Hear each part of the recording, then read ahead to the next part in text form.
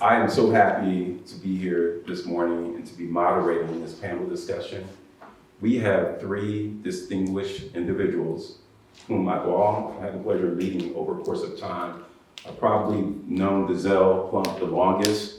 I've watched this young man grow from high school, go off to college, come back from college, and go into his chosen profession, which is education, science, and also music.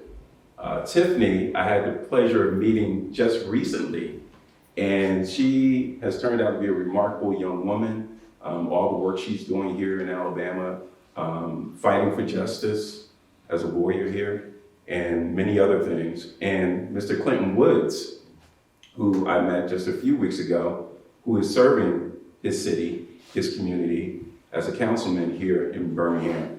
So today, what we want to do is actually have these three individuals come before us and talk about purpose, and talk about what their idea of what purpose is and how it's manifested into their lives.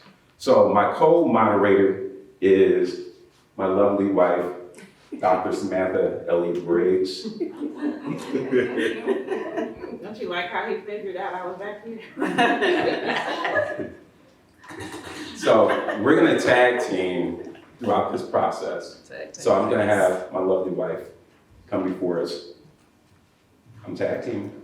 And we're gonna introduce all our speakers. First, we're gonna go ahead and invite the speakers, our panelists, up to the panel. So come on up. Tiffanie Agee.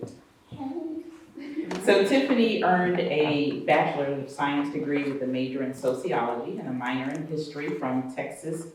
Did we say A&M, just like he's about to say? Yes. Okay. Just being clear. And a minor in history from Texas A&M University in 2009. While pursuing her undergraduate degree, she focused her social science research on the intersection of education, law, and race, with her cornerstone research project an evaluation of the curriculum of Black Texas high schools before and after desegregation, namely 1932 through 1956. With this strong research base, Tiffanie attended the University of Alabama School of Law, earning both her JD and an LLM in business transactions. During law school, Tiffanie was a member and officer of the Black Law Student Association, the first president of the law school student-run public interest student board. In her second year, Tiffanie interned at the Southern Poverty Law Center, New Orleans office. I worked in the Montgomery office. During her final year of law school, she worked as a research assistant for Professor Brian Fair and assisted with his article, Still Standing in the Schoolhouse Door, Deconstructing Brown's Bias and Reconstructing Its Remedy, published in 2013. Tiffanie began practicing law in Alabama in 2015 and opened the Agee Law LLC in 2016. She is a general practitioner, but her practice consists primarily of indigent defense. She is also one of few lawyers in the state that regularly accepts appointments for capital murder appeals. Tiffanie is currently co-chair of the University of Alabama School of Law's Public Interest Alumni Board. She provides college prep skill development for Birmingham high school students. She participates in summer program for undergraduates interested in law at the University of Alabama School of Law and is a professor at Miles Law School and a volunteer for me at Gear Up Alabama. So I present to you Tiffanie Agee. Our next panelist is Mr. DeZell Plump. DeZell is a native of Birmingham, Alabama, and is the second child of Mrs. Deandra Plump and the late Mr. Alan Plump, Sr. Mr. Plump is a product of the Birmingham City School System, attending Toggle Elementary School, W.J. Christian Middle School, and G.W. Carver High School. Mr. Plump is a proud graduate of Alabama A&M University, where he earned a Bachelor's of Science degree in biology and pre-medicine. He is currently pursuing a Master's of Arts degree in secondary education at the University of Alabama, Birmingham. Mr. Plump has been an educator in private and public school sectors for the past 7 years. Mr. Plump is currently a secondary science teacher at Minor Middle School in Jefferson County Schools District. He has been honored with numerous awards and accolades in his tenure as an educator. Most recently, Mr. Plump was named the 2019-2020 Teacher of the Year for Minor Middle School. Cool. That deserves a round of applause. Along with being an educator, Mr. Plump is a classically trained vocalist. He has been an avid performer in the Birmingham area for the last 20 years. He has participated in Ain't Misbehavin'. Now tell me if I pronounce this right. Amal, and the Night Visitors, and the Four Golden Girls in conjunction with Miles College Theater Department in recent years in 2019. Plump participated in an opera masterclass with the internationally acclaimed bass baritone Alvin Powell. Mr. Plump holds memberships in the Alabama A&M University Greater Birmingham Area Alumni Chapter and the Alabama A&M University Booster Club, the Honor Society of Phi Kappa Phi, Alpha Kappa Mu, National Honor Societies, Beta Kappa Chi, National Scientific Honor Society, and Kappa Alpha Psi Fraternity Incorporated. Mr. Plump is a member of Faith Chapel Christian Center. He is newly married to the former Christy Childs. Plump contributes all his talents and abilities to the Almighty and living God. Plump's belief is that all children have the potential to be successful. It just needs to be tapped into with the proper guidance, respect, and discipline. His professional mantra is simple: I work to change the world by educating one child at a time. Amen. I present to you Mr. Plump. And last but certainly not least, we have Clinton Woods. So Clinton Woods, Birmingham City Councilor, the chair of the Government Affairs and Public Information Committee, and is a member of the Economic Development and Public Safety Committees. Councilor Woods grew up in District 1 and can fondly remember walking to school and playing throughout the community. I can remember an abundance of businesses in the community, he says. We had grocery stores, restaurants, a skating rink, a movie theater. We truly had everything we needed and didn't have to leave the district for anything. He firmly believes that there are creative opportunities to attract and sustain business in District 1. Present to you, Councilman Clinton Woods. And so I think it's appropriate as we talk about purpose or begin this dialogue for Calvin and I even to introduce ourselves in a more significant way than we did. So Calvin, a native of, I won't make you do this to me because that might turn out differently, but Calvin's from Asbury Park, New Jersey. I am from St. Louis, Missouri. We came together in this fateful year of 1991, the year of our Lord and Savior, Jesus Christ, in Atlanta, Georgia, where we met on the campus of Clark Atlanta University. Calvin was an art major, I was an education major. Calvin was my freshman orientation guide leader, and we'll leave that there. And 6 years later, we became husband and wife. We have 3 children. We have a 31-year-old daughter, Shanae, who is an art teacher in Atlanta. We have a 21-year-old daughter, Micah, who just finished her bachelor's degree in art from UAB. And we have this wonderful 17-year-old namesake, Calvin Elijah, who is a junior at Hoover High School. And so Calvin and I both are educators here in Alabama. As Calvin said, he raised this young man up from a wee little one. My favorite story about DeZell, and it really just speaks to Calvin's career and his purpose, and that is, DeZell will tell you himself that he was upset with his parents when they forced him into Calvin's summer program. He was not interested in math and science, that was not his thing, but he went because there was a stipend and he was gonna get paid to go. That's right. And he went from that and going just to collect that little check. It was like $300-400 every year until one day coming back from A&M in the summers as an intern to help others find their purpose and passion in math and science, and telling that very story himself about how, hey, I know you guys may not want to be here, but let me tell you what it did for me, all the way to becoming an educator, and of course now the teacher of the year in that same subject that he was not interested in. And then ultimately taking over Calvin's role. Calvin went from being the director of the Summer Institute at Lawson State to handing down that title and purpose to DeZell, and he took it over gladly and humbly and with great care, and then continued to pursue and teach our own children. So that's just a full circle with DeZell. Before Elijah was even considered, he was in his arms, and then DeZell ended up being Elijah's teacher. So see how things kind of come full circle when you're operating in that purpose.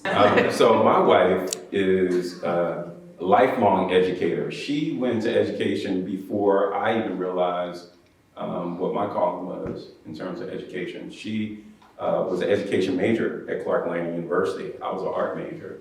I thought I was going to go to school for architecture, and she convinced me once we got to graduate school that I need to consider going to education, not realizing that I'd been educating everyone in my family and around me for years and years and years, not realizing that that was my purpose.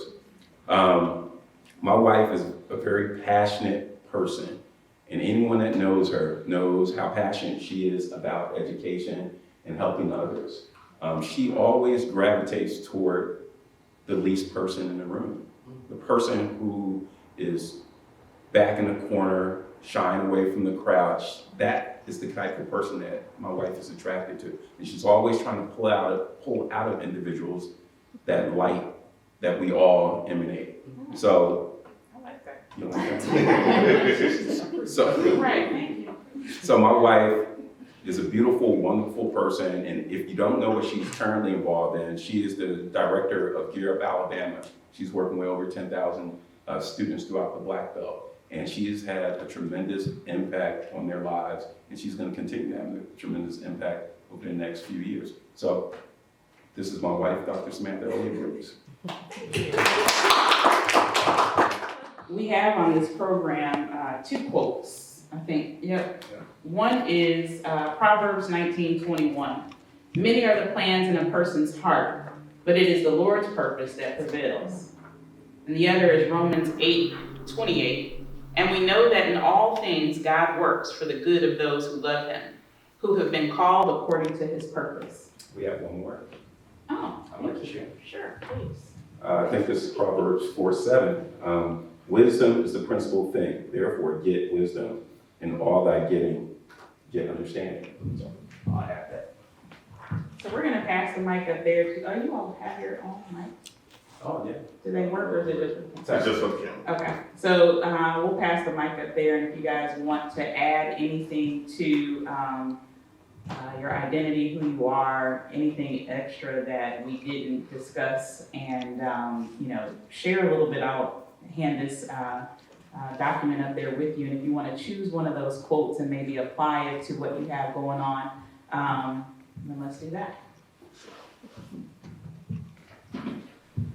So yeah, I'm a teacher. I'm an educator by trade, and kind of like Dr. Briggs said, I have always taught people. I always remember growing up and being in the attic and drawing on a chalkboard and on a dry erase board and teaching my little sisters things that I learned in school, and I'm even teaching my friends. And so I read the quote, and we know that in all things God works for the good of those who love him, who are called according to his purpose.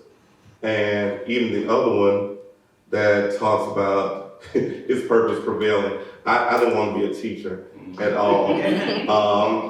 Never thought I liked kids. I just never saw myself doing that.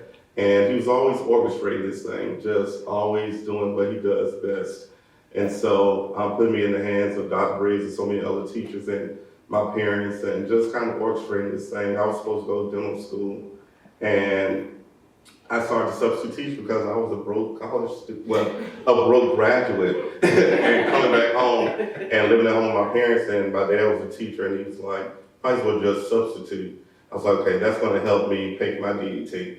And so I started to substitute, which at a school, Oscar Mitchell, which is literally 1 minute from the house I live in now. And the Lord just provided me a vision that this is what I was going to do for the rest of my life. And so I've just been doing that. So His purpose always prevails. You know, you think what you're going to do, the plans that you have are going to be those plans that you have for yourself, but He's always going to win in the end. He's so just get ready. Good morning. We will definitely go with the one, many other plans in a person's heart. I had a lot of plans. I was an only child and felt early that I needed to do all the things for my parents, and I couldn't do all the things. If you asked me when I was little what I wanted to be, it was like doctor, lawyer, professor, teacher, astronaut. And I would list it like that, like every time. And people would tell me, I don't think, oh, well, you don't know me. I can do everything. I got older, and I actually didn't want to be a scientist. I wanted to be an entomologist, which was cuter when I was 8, but I liked insects. And I was always fascinated because they were really small, but very like systematic in that. They were segmented. And I just thought it was cool. I mean, I had a bug box, microscope, but I was all in. I still have my slides, like it was a thing. But I liked, it was just cool to see things magnified under a microscope. I was a basic kid. So then in college, I was like, yes, we're gonna be an entomologist. And then I actually went into a lab and it was horrifying. And I realized I just liked being outside and playing in grass. It was not my thing. The first time we had to do a cricket, I was like, I switched majors immediately. I was like, we were good at people, sweetheart, so let's just stick with it. And I kind of meandered. I give the energy that I wanted to be a lawyer as a kid.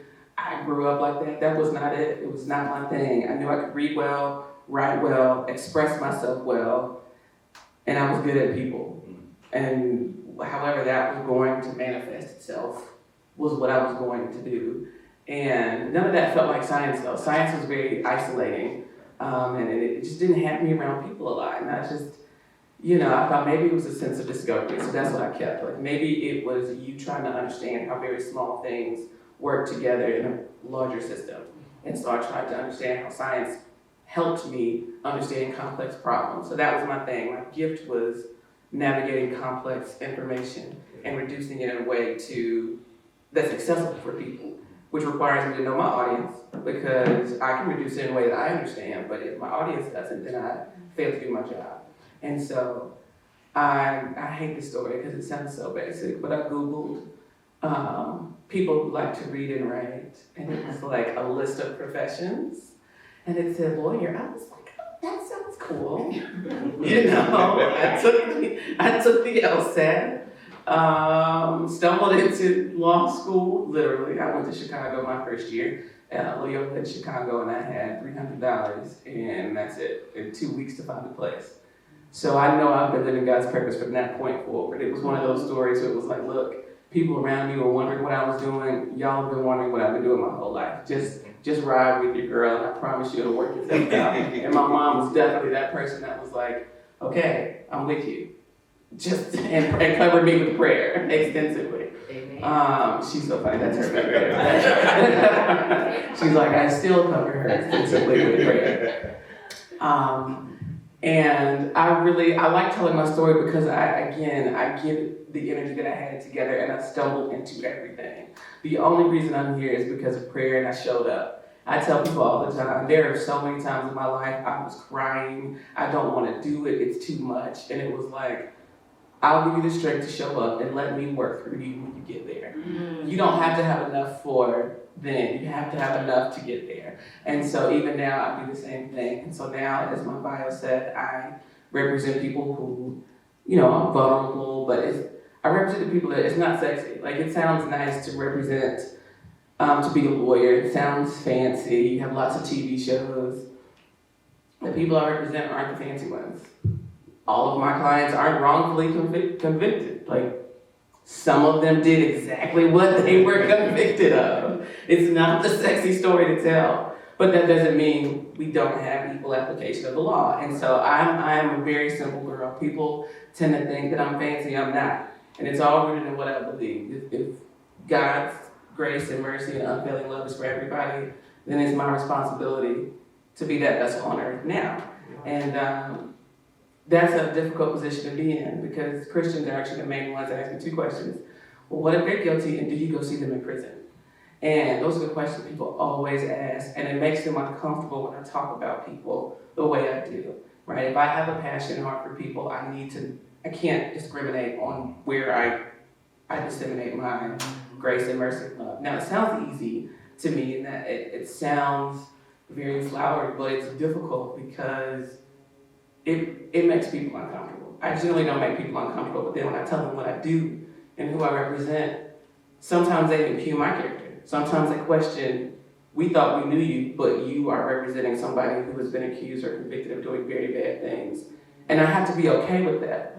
I used to try to convince people that I was not my client's criminal activity. I mean, that seems easy to understand to me, but people don't. What they see is what that person did. And I have to be willing, which is the difficult part, to see my clients outside of whatever bad thing that they have been accused of or convicted of.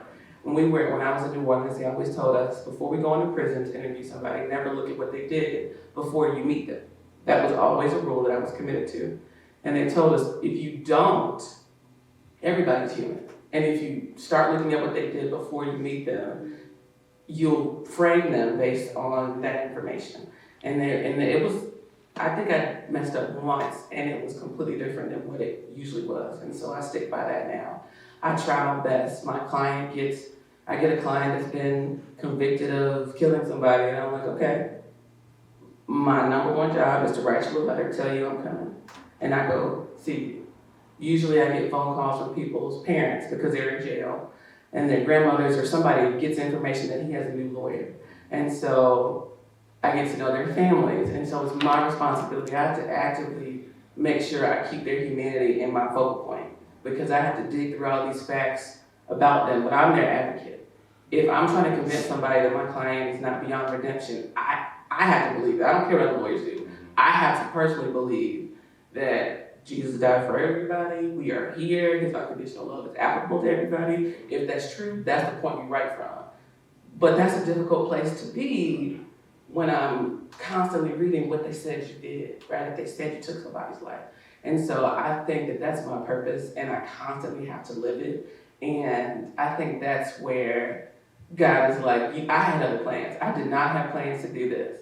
People sometimes think that my market's too small. They think I've been too well educated to do what I do. They think I should be in New York, or you should be in Los Angeles. Like, you should be making more money. You're wasting what you're doing, whatever it is that you're doing. And I lose. You're not gonna get a new trial. And I have to know that God might literally just have me here to show that one person that there's somebody out here who doesn't know you before, never did, but doesn't care because you have worth outside of that. And that's enough. So if I lose, if it's hard. I was crying last week because I know that I have some clients that will die in jail that I don't think should be in there. After all of my greatest efforts, I have to be okay that God's purpose for that person through me has been fulfilled, even if they never get out of prison.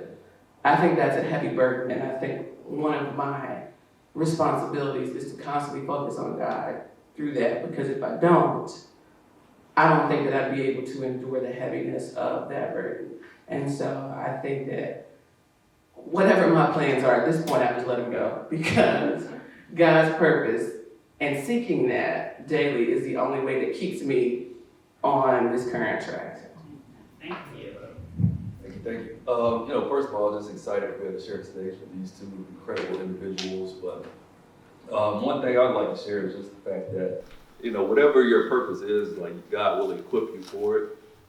And so, like I said, growing up as a shy kid, I didn't want to talk in front of anybody, but as I really got led into purpose, and it becomes easier and easier because God will truly equip you for the things you need to do. I served as a keynote speaker for an event last night in front of about 200 or 300 people, but I remember when I wouldn't want to talk in front of 2 or 3 people. And so, it's just incredible and to be able to, if God pushes you to something, He will give you what you need to do it. And kind of piggybacking off of, really in all your getting understanding, really seeking of wisdom. And so it kind of reminds me, whenever I pray for something, I've never really prayed and asked for stuff or asked for this and that. I've always prayed for wisdom. Because like I said, I feel like if I can make good decisions, I feel like we're a product of the accumulation of all our decisions. And so if I can make good decisions, then I can kind of continue to progress. And so that wisdom aspect is just as important as finding purpose. You're going to need to be wise and have wisdom to execute that purpose. And so I'm excited to be here today and ready to get started. So, one of the questions I have for you is, you kind of talked about what you believe your purpose is, what God's purpose for your life is. I think for a lot of young folks, they don't know how to find their purpose. They may not be in alignment with God's word. They may not have anyone in their lives to help direct them and frame which direction they're moving. What type of advice would you give a young person in trying to really understand what their purpose in life is, what God's purpose is for their life? And I'll start with you, Clint. Yeah, so I think that's a good question because, like I said, a lot of people may not be in tune and have that guidance. And so I think it's important. And what I would say to that would be exposure. Because at the end of the day, you can only live at the level that you've been exposed to. And so having the opportunity to see different things that other people are doing, and you'll begin to gravitate towards something. You'll begin to be attracted to something. You may spend time with a lawyer and see the things that she's doing and go and say, maybe that's something I want to do. You may see a teacher, and so you may see a doctor. And so a lot of times, people never get the opportunity to be exposed to anything other than what's immediately around them. And so, a lot of times it's look and see who's around you, be exposed to as much as you can, and see the things you gravitate towards, and just start emulating some of the things that you feel like you're attracted to. And as you gain more experiences and see more things and get exposed to more, you'll begin to get a feeling, and you'll begin to like more things. We talk about purpose, and I don't want it to sound like this big mystical, thing that is going to take this great revelation, and an angel has to come down. But you'll begin to, you'll like doing certain things more than other things. And, at the end of the day, doors will open for you. And so as long as you stay on track and continue doing the right things and bettering yourself, there are certain doors that you will open. You may realize that, I want to do this, and you may bang on this door and just saying it's so hard, it's not happening. Because it's not what you were called to do. And so a lot of times doors will open, and you'll have to walk in those rooms, and you can run from it, and there's numerous stories of people running from their purpose. But honestly, if you'll be willing to go along the path and follow what that is, what doors are opening for you, the Lord will really lead you and equip you, as I kind of hit on earlier. But I would just say exposure, like really getting exposed and seeing as many different things as you can. And that's kind of a role, like people have to find that for themselves, but we have to try on our end to go out and provide exposure for people. And so that's another thing that kind of as an educator, you guys really have a good feel for what that means and is. Okay, let me ask you a follow-up question real quick. As you talk about exposure,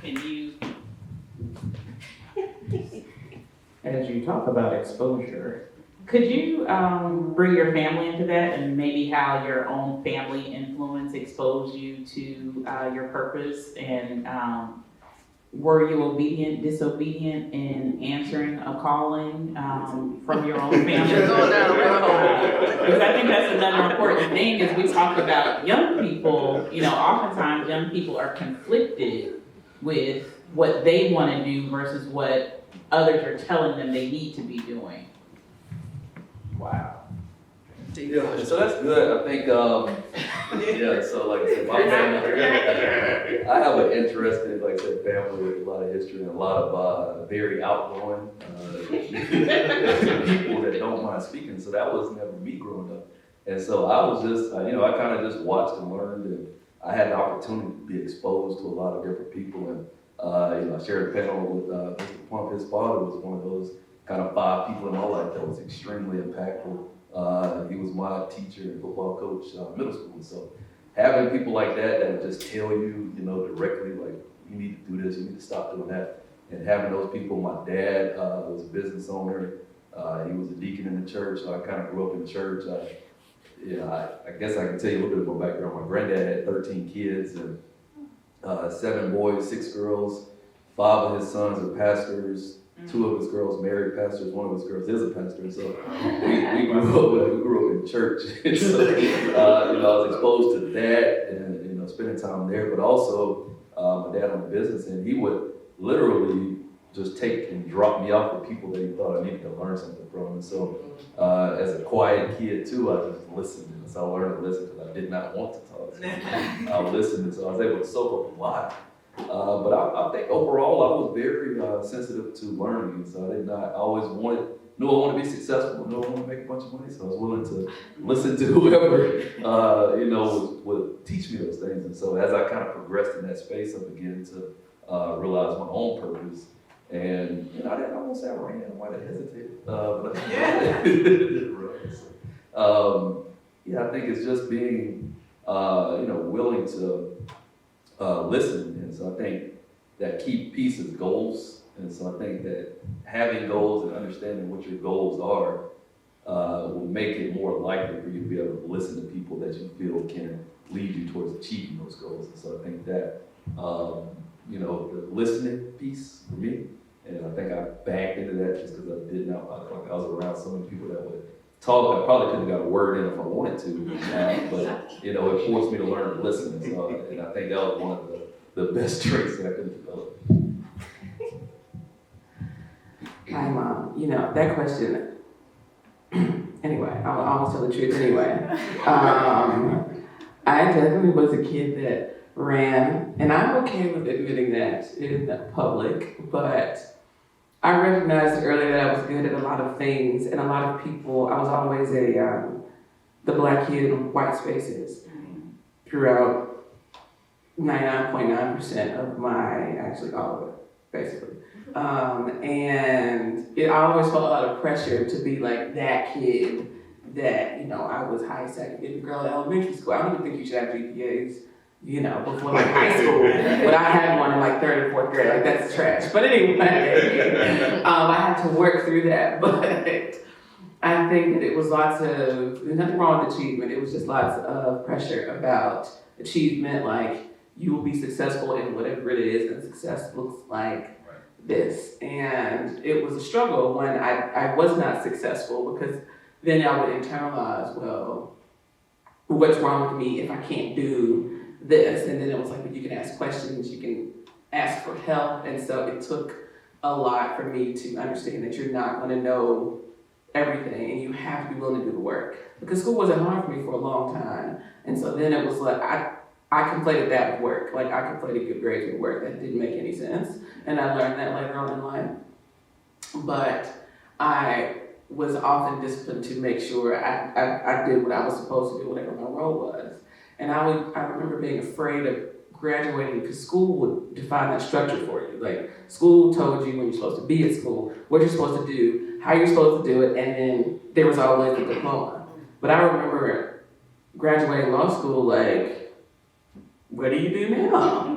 Because you've grown up with other people defining your structure, your schedule, your goals, everything. And then it's like, goodbye, go figure that out. And I always knew that, again, what I was good with felt like it was abstract. It's not like, oh, she's good at math, she should be a math teacher. Like, it wasn't like that. The stuff I was good at was generally applicable, and it felt like I had to figure it out. I always liked to understand why, and nobody was going to tell me. That was the thing. I got to the point where I was tired of everybody telling me what I was going to do. People had all these ideas, and I didn't want to hear it.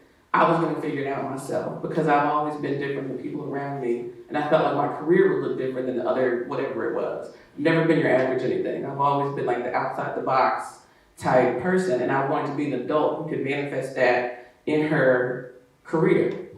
But I didn't know what it looked like. That's always been my thing. What's the purpose? What does it look like? Like you get good at writing, so what? Like, what does that look like? I'm a woman of application. You know, when you're growing up, they always tell you stuff like the battle is not yours. What does that even mean? You know, I didn't know. You always get skid row in the church too, and everybody had all the sermons and like, what does that mean into like real life? Like I am here. What does it mean? Because I'm the one that has to do this, right? And I never understood, and I was always so frustrated. And I've expressed this to my mom before that I felt like the church didn't do a good job. This is general indictment of the church. I felt like they didn't do a good job of somebody who became a Christian early and started growing up in the world. You know, most of the stories I heard was like I was 35, I was 42, I did everything I was gonna do. Now, I am holy saved, sanctified. What about when you were like 7 and then you go to college? Like, am I a heathen? Am I currently backsliding? Somebody help me navigate this thing. And it felt like it felt like the church gave you a lot of mantras, but wasn't like functionally, this is how you apply the word, and this is how you live as a woman that serves God in this world, in this temporal space, in a space that's opposite, that doesn't look like God. That's the thing. We live, especially these days, we live in a world that is the antithesis of Jesus, and so that's our responsibility even more to know our purpose. But I think that, you know, my family gave me a good foundation, but then I think the only thing that saved me was that, because I definitely went through mine, like, I want to do this, and then I quit, I want to do that, and then I quit. It was like nothing felt right. But I'm the type that has to experience it. You can tell me something, that's cute. I need to know how it works for me. And so not everything, not illegal activity, I'm just going to put that out there. I'm going to say most things. And so when I became a lawyer, there has to be a confidence in yourself because you have to stand on behalf of other people, right? I have to get to know my clients so I can stand up and advocate for them. I pray a lot more than I ever thought I would because I asked the Lord to give me wisdom and guidance because I have to go in front of somebody else I don't know, in front of other people I don't know, to represent somebody I just met, to try to mitigate the damage in their life, to try to stop something bad, to plug in a hole if they're drowning, to put my hand down. And so that requires me, it requires a lot more self-reflection than I thought it would of my own purpose and be conscious of that. And I think that's the part that I didn't want. So I did not want to be a lawyer. I didn't want that burden because that felt like too much. The reason I said I didn't want to be a psychologist was because I didn't want to deal with people's problems. Come on, you know, Lord, this is what I said I didn't want to do, and here you go. Put me, I have to stand next to people who were convicted of killing people. You know, this is what I wasn't trying to, you know, wake up and do.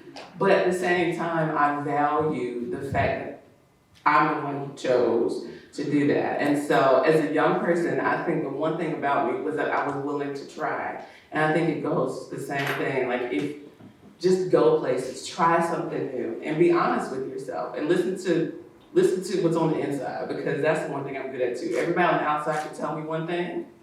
If I feel like I'm right with God, whatever else is going on out here, I really don't care. You gotta be open to listen to. That's the Holy Spirit talking to you. Right. So you gotta be willing to listen to it. Even don't let people tell you just because you're young, you don't know what it is. Because God might want you to experience that to see that's not for you. I'm the hard-headed person. You can't give me 5 doors. He has to like put me in the corner. Okay, I only have one option. I will take the option you give me. You know, I'm less hard-headed now, but I think that's the thing that I value about myself is that I had hard-fought experience, but I listened to what I thought was God at the time. Maybe it was, you know, maybe it wasn't, but I value that now I have clarity of my purpose, but you're not going to know it. I think that ultimately our purpose is to be vessels, you know, we made in His image. It's to show our grace and mercy and love God, but what does it look like? I think our responsibility when we tell our story is to show you what it looks like. What does it look like to live your purpose? Like, how does that in application look as a lawyer? How does that look as a counselor, as a father? How does that look as a teacher? Because it shifts based on your role, right? When I tutor my high school students, they come to my office on purpose because I want them to see this is my office, this is what it looks like. There's a therapist down there. There is a demographer, which she has an amazing job down there. And I want you to see all these people. There's an architect, that's the reason why I do it in my office, because I want you to see, and of course the people in my office don't have a choice. Like, hey, here's my high schooler, talk to them, you know, like, because again, if you see it I didn't know lawyers, you know, I just showed up. I just happened to be in spaces and people would put me places. And so that was the thing that I got blessed with. I've always said I'm rich in people because I was always placed in unique spaces that I could learn new things, which opened my eyes to other things. And so I value that I have friends. I have some friends who have never, left, which is fine.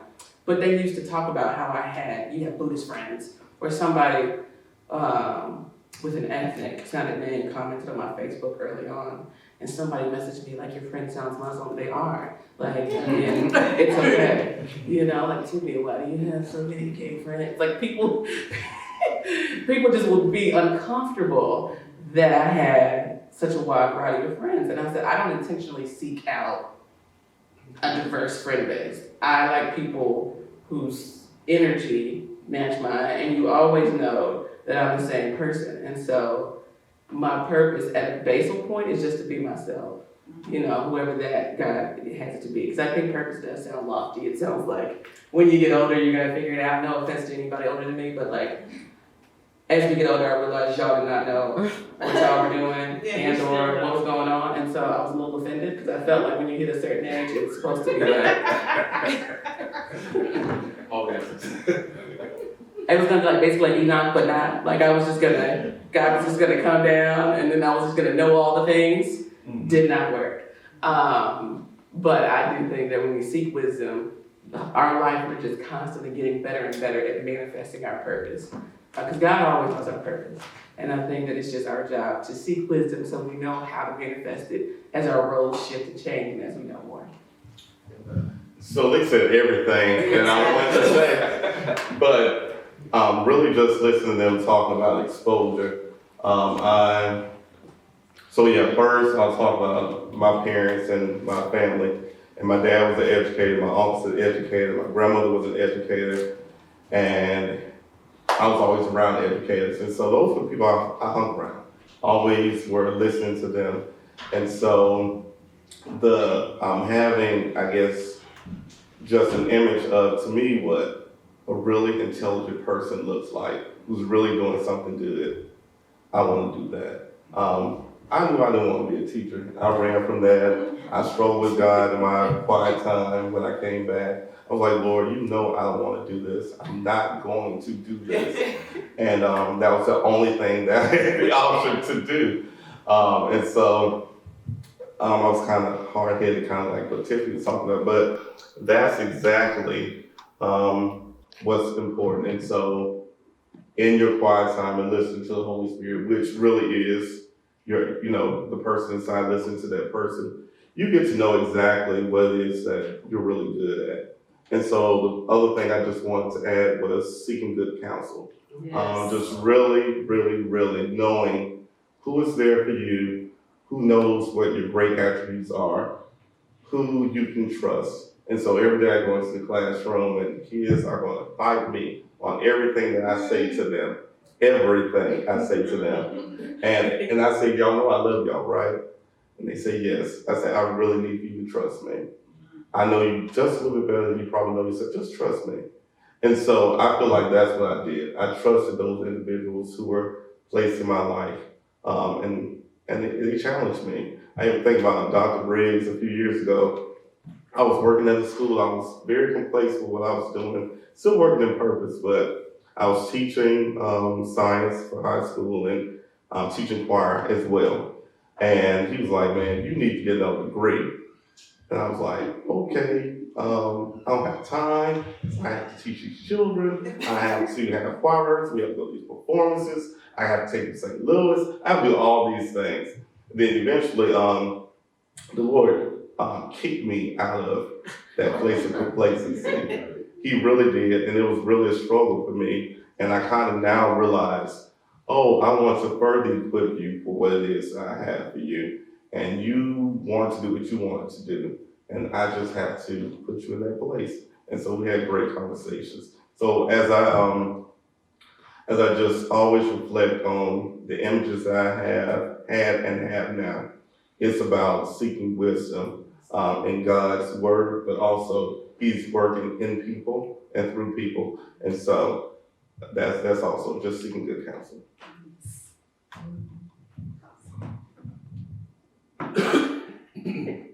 What is your purpose for these last few minutes of this panel discussion? Oh, I'm glad you asked. Okay. So, my purpose is to further question you about your purpose. So this is a really good question. I want you to just let me know if you agree with these statements. So one of the things that's been reoccurring in terms of meditation and just different speakers and sermons I've been listening to, there's been a common theme. And it's been success is predictable. Failure is predictable. Now, I'm a math person, so I believe in these two statements. So what I want you to share with me in the next few minutes that we have is if you believe those statements are true, and if you believe they're true, why? And I'm gonna challenge you to do it in 1 minute or less. That was good. No, it's for everybody. Not the regular anymore. But no, I do agree. I do think that both success and failure are predictable. A lot of it ties back to a mindset.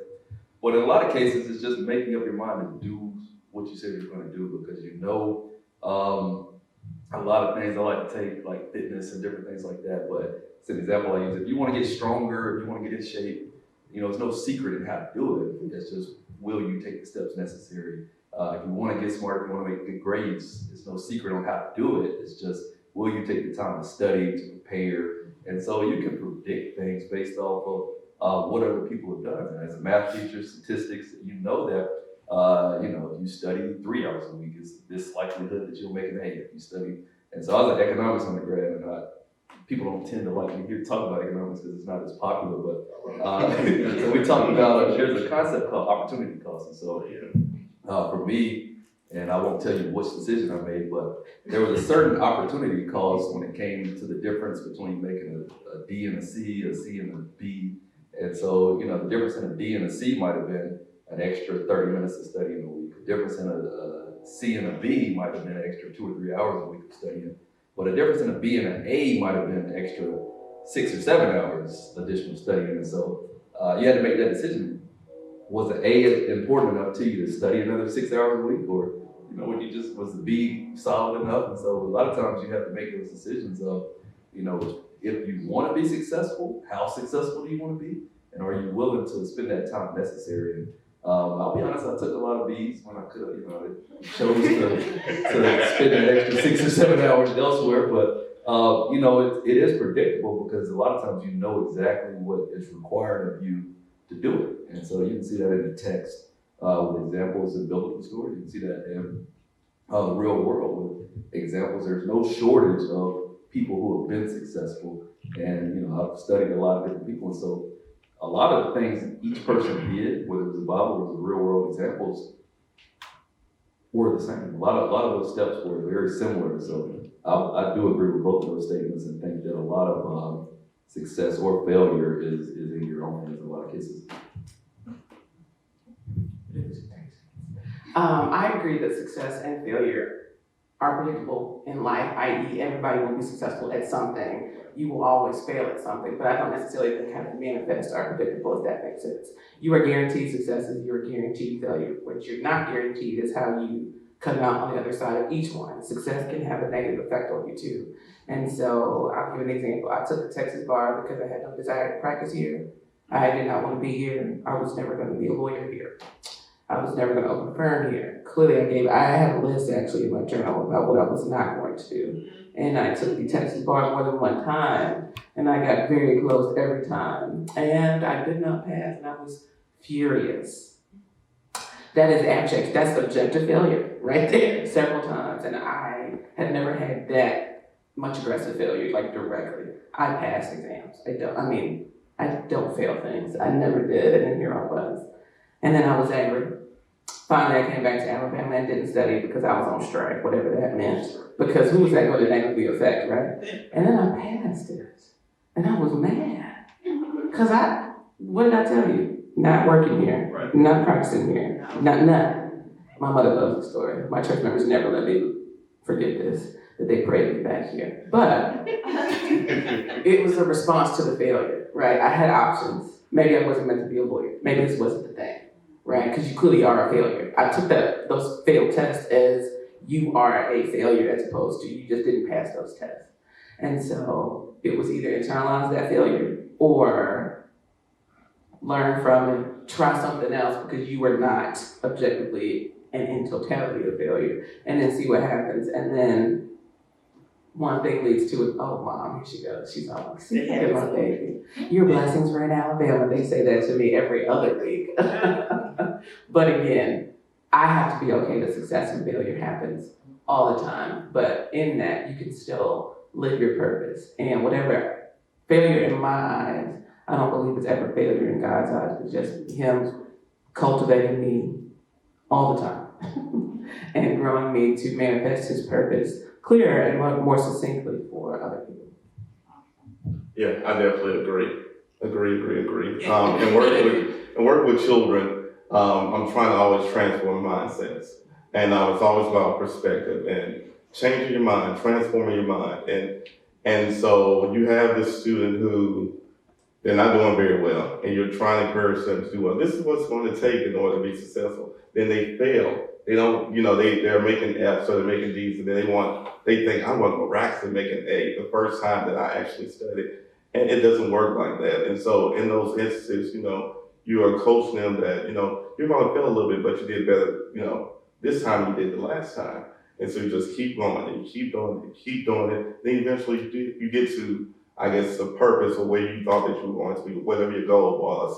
And so you just continue to fail in your eyes, but you keep learning something each time as you fail to get to that purpose. And so I agree with both. So I think I've learned a lot from you all. I reflect often about my own purpose. I think I reflect daily whether or not I'm walking in my purpose. We went to go see Just Mercy on Wednesday. I took a day off from work. Calvin and I have a consulting business. And it was a project that we were working on earlier in that day, and then we culminated the day with a late lunch and movie. And I just sat there. I come from a family of lawyers, and so I'm not in my purpose. I'm not operating in my gifts. I'm quitting tomorrow.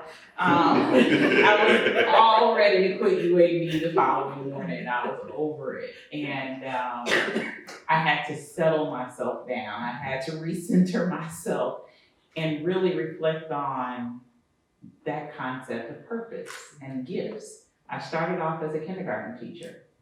I taught women and gender studies and African American studies for 20 years. I thought that was it. And then Southern Poverty Law Center, worked there in teaching tolerance. And I tell people when I self-describe, I say I'm a sociologist, I'm a social justice educator, whatever that means in whatever space I get to do that in. It is fighting for the underdog and talking about equitable access to education. And so as I settled myself and centered myself and tried to realign my heart with my work, I settled on by fighting for these 10,000 children that I fight for in the Black Belt every day. By fighting the machine and the politics and the red tape and trying to pull these families out from the systematic and institutional oppression that they have just been buried in, I'm working towards avoiding the death penalty. I'm working towards avoiding all these other dark spaces and pitfalls. And so I realized, as I settled myself and centered myself, okay, I'm still doing that same good work. It shows up in different places. I've heard common themes from each of you, not only about your foundation, but about your walk, your advice to young people.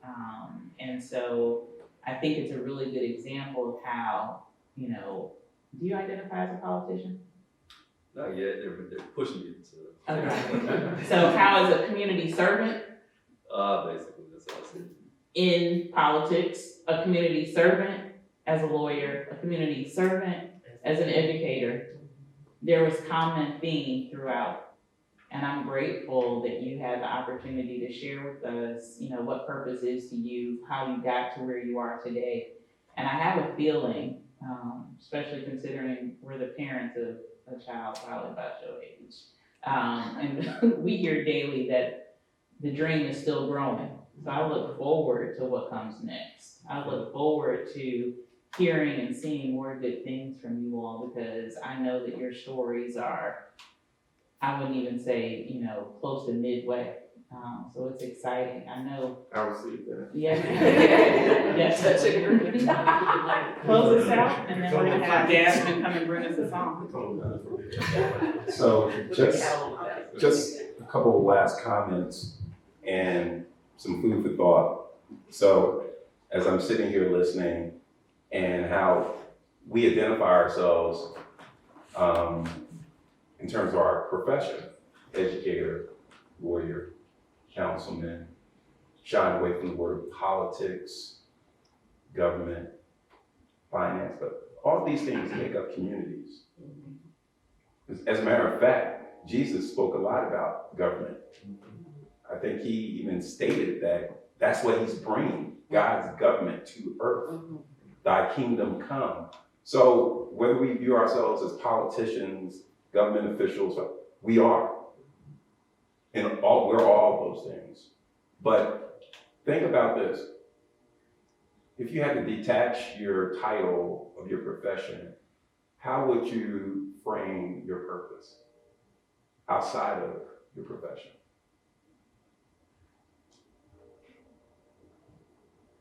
So you don't have to respond. Something to think about. Just something to think about.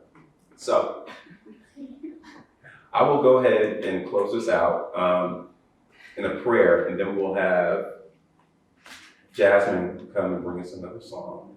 So, ladies and gentlemen.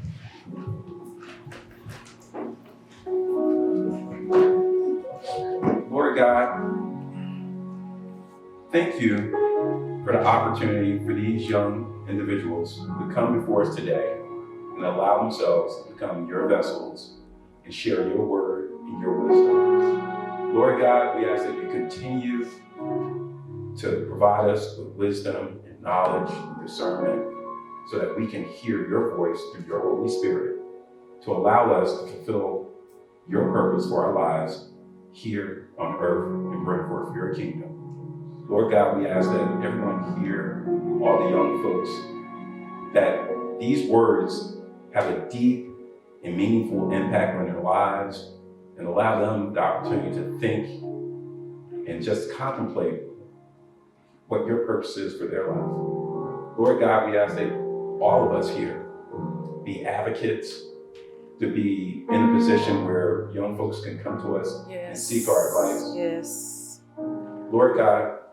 I ask that you continue to use Samantha and I as vessels, Pastor Eva, and all the folks involved in this ministry to reach out to this Birmingham community, the state of Alabama and beyond, to bring people closer to you, to build a relationship so that you can share your purpose for their lives. Lord God, we ask all these things in your son Jesus' precious name. Amen. Amen. Amen.